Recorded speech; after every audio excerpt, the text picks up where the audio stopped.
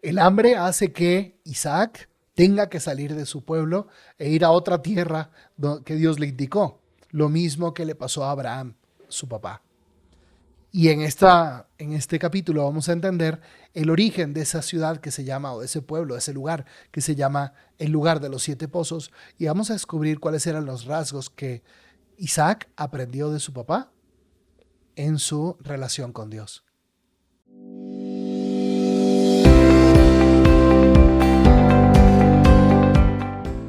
¿Qué tal, apóstoles? Bienvenidos a este nuevo episodio de el Génesis. Estamos leyendo el Génesis en Cuaresma, y sea que lo estés leyendo efectivamente en esta Cuaresma 2021 con nosotros o en otras Cuaresmas. Espero que esto te esté ayudando muchísimo para que sea alimento espiritual de tu alma y que te ayude a entenderte mejor y conocer quién eres. Vamos entonces a empezar con una oración. En nombre del Padre, del Hijo y del Espíritu Santo. Amén. Habla, Señor, que tu siervo escucha. Que tu palabra sea mi alimento de cada día. Que sea agua viva que me refresca y lámpara luminosa para mis pasos. Que como el fuego ardiente tu palabra queme mis entrañas y como espada afilada penetre mi corazón. Que tu Espíritu Santo despierte hoy mis oídos como discípulo, para que meditando tu palabra como María, la Sagrada Escritura inspire mis pensamientos, palabras y acciones de cada día. Amén. Capítulo 26. Luego aquella región volvió a padecer hambre, además de la primera en tiempos de Abraham. E Isaac se fue a Gerar, donde estaba Abimelec, rey de los filisteos. El Señor se le apareció y le dijo: no bajes a Egipto, quédate en el lugar que yo te indicaré. Residirás por un tiempo en este país extranjero, pero yo estaré contigo y te bendeciré. Porque te daré todas estas tierras a ti y a tu descendencia para cumplir el juramento que hice a tu padre Abraham.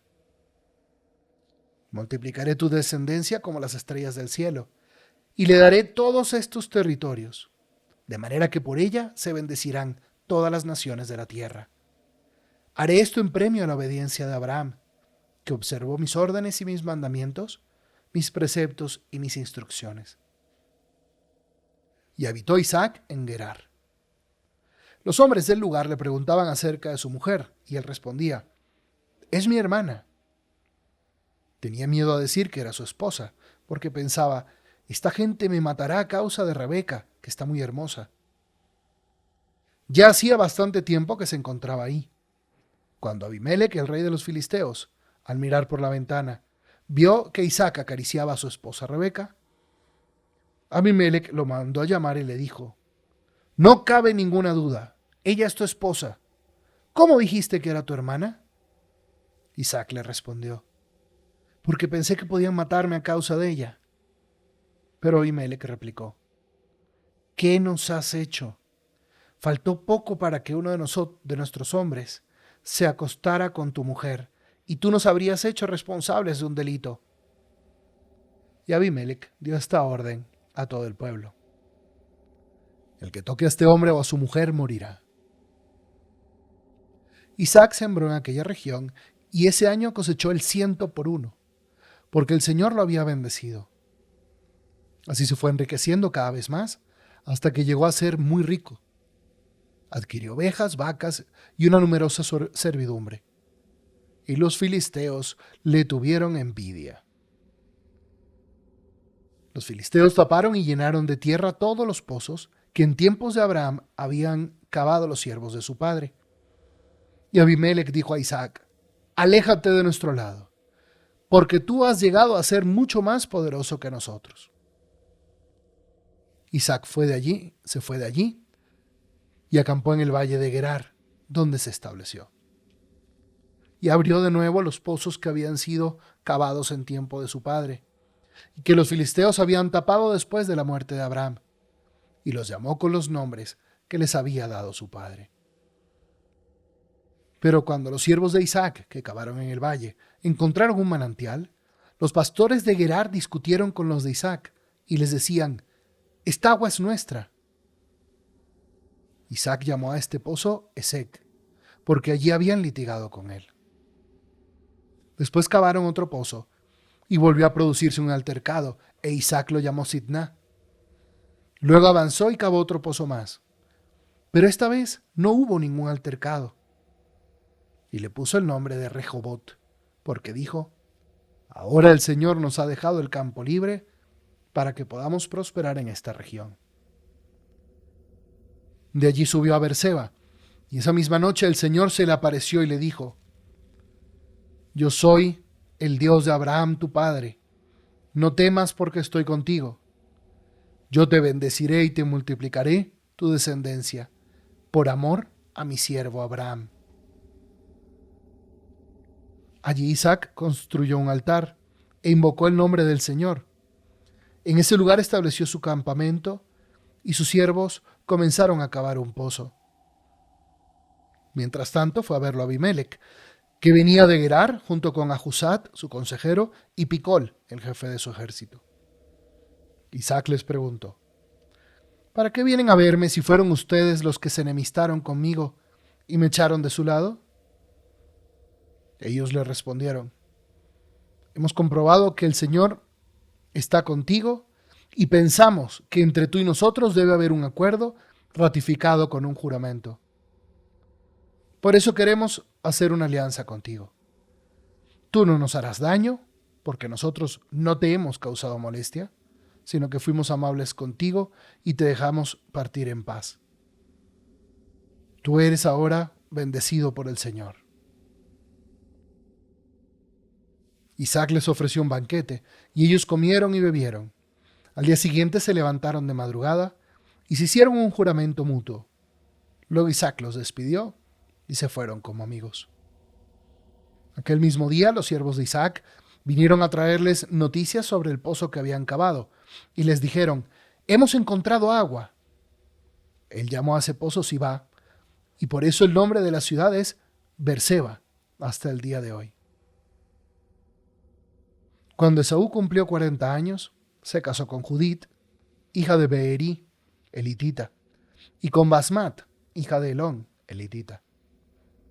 Ellas fueron una fuente de amargura para Isaac y Rebeca. Vemos aquí cómo Isaac, como buen padre de familia, pues toma a Rebeca, a su hijo Jacob, a su hijo Esaú, a todos sus bienes, sus siervos, y parten del lugar donde estaban viviendo porque había una hambruna. Fue época de hambre, lo mismo que le había pasado a Abraham. Pero cuando llegaron a este lugar, Gerar, que era un lugar donde estaban los filisteos, Dios le dice: no bajes a este Egipto, quédate aquí. Mira qué interesante. Nosotros tenemos que, claro, poner nuestro ingenio a funcionar cuando estamos en dificultades, en crisis, pero también tenemos que tener el oído muy abierto, porque seguramente Dios nos va a ir diciendo por dónde ir, nos va a ir diciendo dónde quiere que nos establezcamos, qué tipo de negocios quiere que nosotros hagamos, qué palabras tenemos que decir y cuáles tenemos que callar, qué actos tenemos que hacer para recomponer relaciones. Dios tiene un plan para nosotros en las crisis. Lo más que tenemos que tener el oído muy abierto. Le dice Dios a Isaac, versículo 3, yo estaré contigo y te bendeciré por el juramento que hice a tu padre Abraham. Como que a Dios le interesa mucho repetir en la Sagrada Escritura, repetirnos que Él va siendo fiel a los juramentos todo el tiempo. Y esto es porque es un Dios de pactos, un Dios de alianzas, un Dios de promesas. Y entonces Él le recuerda a Isaac que Dios ya se había comprometido y por eso que Él no se tiene que preocupar. Dice el versículo 5, haré esto en premio a la obediencia de Abraham. Tu obediencia y la mía va a pasar de generación en generación con bendiciones de Dios, pero también nuestra desobediencia. Por eso es vital tener momentos sabrosos, largos de oración con la Sagrada Escritura en la mano para ver qué es lo que Dios me está pidiendo y cómo yo voy a poder proceder según su voluntad. Y luego viene este episodio triste otra vez de que Isaac, para que no lo maten, dice que su esposa Rebeca es su hermana ¿Y esto de quién lo había aprendido? De su papá. Y miren, probablemente Rebeca, como antes Sara, estuvieron de acuerdo con mentir. Pero estas son las cosas que uno ve, que los errores, las equivocaciones de los padres que van pasando a los hijos. La Biblia no es un compendio de vidas ejemplares. La Biblia es un compendio de vidas reales.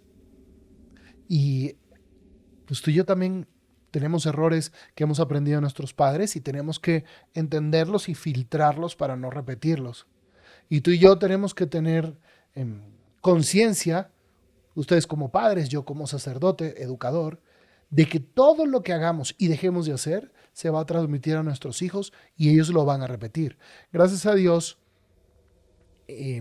Abimelech se da cuenta que esto no está bien y Dios lo soluciona, ¿verdad? Como ya lo había solucionado antes.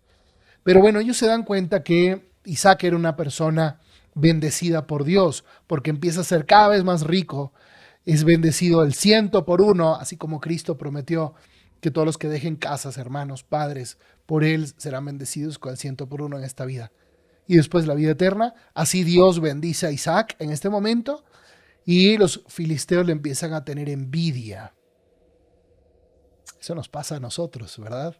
Que cuando empezamos a tener éxito, los demás voltean a vernos o que nos critican o nos ponen el pie en el trabajo o en la escuela, en la universidad.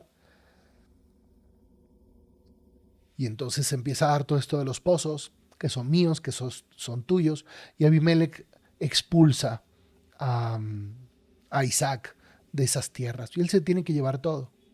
Pero incluso en el momento en que somos rechazados por los hombres, en que los hombres nos humillan, que nos hacen a un lado, que nos bulean, justo en ese momento es cuando Dios se quiere hacer presente en tu vida. Y en ese momento le renueva la promesa hecha a Abraham, a su papá. Versículo 24, yo soy el Dios de Abraham, tu padre. No temas porque estoy contigo. Yo creo que esto lo tendríamos que escribir en un post-it, pegarlo allí y escucharlo como si Dios nos lo estuviera diciendo hoy a nosotros. El versículo 24, yo soy el Dios de Abraham, tu padre. Pídeme las promesas. ¿Por qué cuando oras no recuerdas las promesas que le hice a tu padre? Pídemelo. No temas porque estoy contigo. No lo dice hoy a nosotros. ¿Por qué tienes miedo? ¿Cuántas veces en la Biblia Dios repite la misma palabra? No tengas miedo, se la repite a sus elegidos. ¿Por qué vamos a tener miedo hoy nosotros? Luego Isaac construye el altar, invoca el nombre del Señor y Dios arregla la situación con Abimelech. Dice en el versículo 28, hemos comprobado que el Señor está contigo, tú eres el bendito. Y Dios lo resuelve, son amigos y Isaac se puede quedar ahí justamente en este lugar que se llama Beerseba, que hasta el día de hoy se llama el lugar de los 7 pozos, una cantidad de pozos que estuvieron construyendo, ¿verdad? Y termina con un momento interesante. Esaú se dice aquí que hizo algo que a los israelitas no les gustaba. Ya lo habíamos comentado antes. Por eso es que Abraham mandó a buscarle una esposa de su misma tribu a su hijo Isaac, con su siervo. Lo leímos hace algunos capítulos. Los israelitas no les gustaba que sus hijos se casaran con mujeres de otras tribus distintas, de otras religiones, porque iban a meter idolatría, iban a sembrar discordia con su religión. Y eso es justo lo que hace Esaú. Recuerden que Esaú iba a ser el padre de este pueblo de Edom y que los israelitas iban a estar peleados con Edom. Bueno, vamos viendo desde ahora cuáles son los pasos que da Esaú que van haciendo cada vez más profunda esta división. ¿Cuáles son las 3 cosas que Isaac aprendió de su papá? A obedecer a Dios en todo como Él lo diga, a esperar en las promesas de Dios y a construir altares para recordar las promesas de Dios e invocar su nombre. Estos 3 rasgos de espiritualidad bíblica tenemos que añadirlos, incorporarlos en nuestra propia espiritualidad. Vamos a ser obedientes a Dios, esperar, confiar en sus promesas y construyamos altares que nos recuerden que Dios nunca nos abandona, que Dios es fiel. Hagamos una oración. Señor, cumple en mí la promesa que le hiciste a Abraham, mi padre. Quítame el miedo, Señor. Protégeme, sé tú mi escudo, mi bendición. Bendíceme en mis estudios, en mi trabajo, en mi salud, en mis finanzas, con mis amigos, en mis relaciones, en mis estudios, en la universidad, en la escuela. Bendíceme, Señor. Ayúdame a ser obediente a ti para recibir todas las promesas que tú me quieres dar. Amén.